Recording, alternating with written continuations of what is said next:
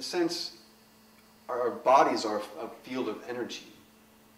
Below, actually our thoughts actually manipulate that energy quite well, and that's how it creates this pain body, and then it uses the pain body. But it's basically, Eckhart has said we all have basically our responsibility is to cleanse ourselves of this energy, which is attached to thought. And by doing that, we affect the whole in a greater way than being angry and going out on a peace march and destroying whatever, even though you're on a peace march. Because that's that same energy that's reacting to what it's opposing. So there's no acceptance there, there's no surrender there. And it's actually by being agitated or irritated, you're, as Eckhart says, it's similar to the the chief of police tracking down an arsonist when the arsonist is the chief of police. That's how tricky that process can be. And in my own life, it shows up because one of the places that that's that energy of non-presence, and it can be a pain body, as Eckhart calls it.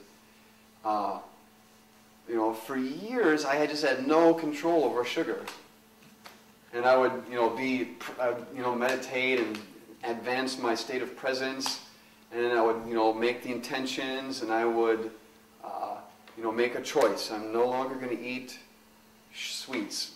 And I'd walk into the office and there would be a box of donuts, and without even thinking about it, I'd be like eating 2 donuts. I'd be like, oh my, what happened to my choice? And then I started judging myself and blaming myself. You don't know how to practice presence.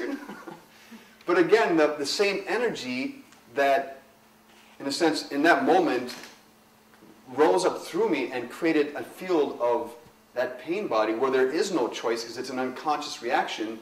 The same movement that forced me, in a sense, to eat the donuts, after I finished eating the donuts, and then that same energy is the one that judges that. That's how tricky and cunning that is. That's why it's the chief of police tracking down an arsonist when the arsonist is the chief of police. So to go ahead and judge yourself after doing that, you're allowing it to feed even again.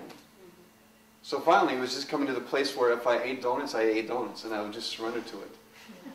And then for 35 years, I'm 35 now, this just happened last fall, was Sarah and I had just before Thanksgiving, I was like, I made the choice again, I'm not going to eat sweets. And sure enough, without even choosing to do that, it just happened.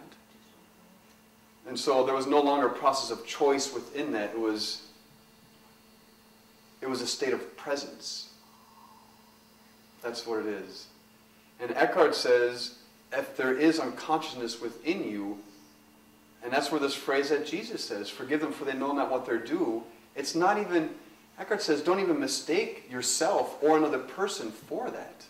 Because it truly isn't who they are at their core. It's like I don't want to say a foreign energy, but it is like a foreign energy that's invaded your body, that is using you to create more negativity because it stays alive by generating negativity.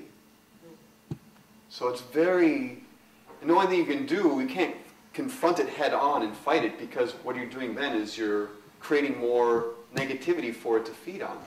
So it's truly just a continual process of surrendering, of coming into this moment.